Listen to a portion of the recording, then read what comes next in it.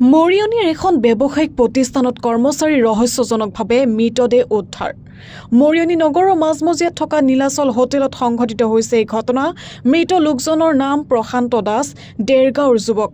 উল্লেখ্য যে কেইবামাহ পূৰ্বে একেখন হোটেলতে আন এজন কৰ্মচাৰীয়ে চিপ লৈ আত্মহত্যা কৰিছিল। পুনৰ আন এজন কৰ্মচাৰীয়ে চিপ লৈ আত্মহত্যা কৰা ঘটনাত মৰিয়নিত তীব্ৰ চাঞ্চল্যৰ সৃষ্টি কৰিছে। দুদিন পূৰ্বে এই হোটেলৰ কেকত ব্লেড ওলোৱা পাছত কালি দিনটোত খাদ্য সুৰক্ষা বিভাগৰ তদন্ত আওতাত আহিছিল। সমগ্ৰ ঘটনা এয়া আত্মহত্যা নে আন কিবা কাৰণ জানিব পৰা হোৱা নাই। ঘটনাস্থলীত আৰক্ষী উপস্থিত হৈ তদন্ত আৰম্ভ কৰিছে।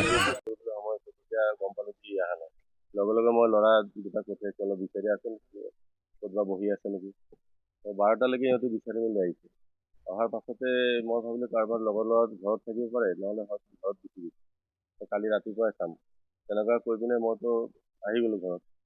ঘৰত অহাৰ পাছতে মই শুয়ে আছিলোঁ। তেতিয়া ওচৰৰ ঘৰৰ মানুহ আহি পিনে খবৰ দিলে যে আপোনালোকৰ বাৰীত তেনেকুৱা হৈ আছে। তেতিয়া মোক মাতিছে, তেতিয়া মই লগে লগে থানাত ইনফৰ্ম কৰোঁ। সি অভেন চলাইছিলে দেৰগাঁও।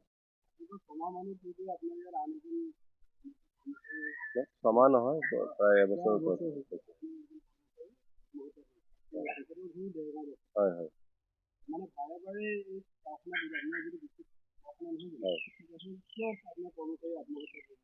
এতিয়া চব কাৰ বনত কি আছে আমিতো গম নাপাওঁ।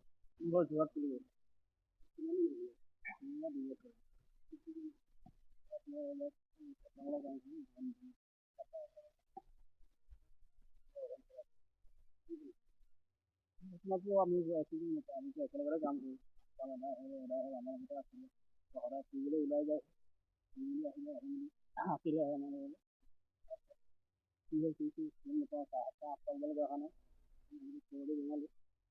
তেতিয়া আমাৰ লগৰ দুজনক মানে দেখালে ৰাতি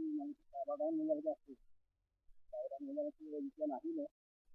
এতিয়া ৰাতিপুৱা ক'ৰবাত থাকিলে বুলি ভাবিলোঁ।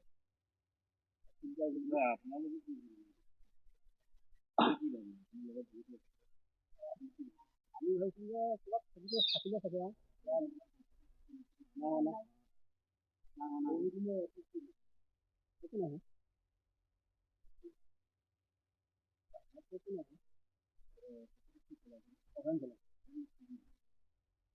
আমাৰ যিখিনি মাল বনোৱা হয় সেইখিনি বনোৱা হয়। কেক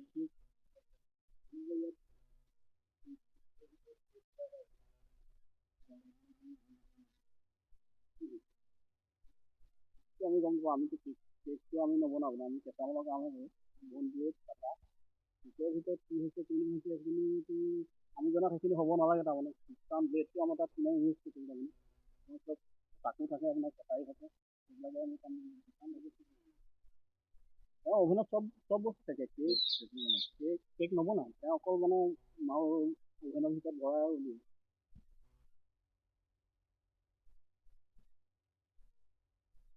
কালি কি কোনো নাই আহে।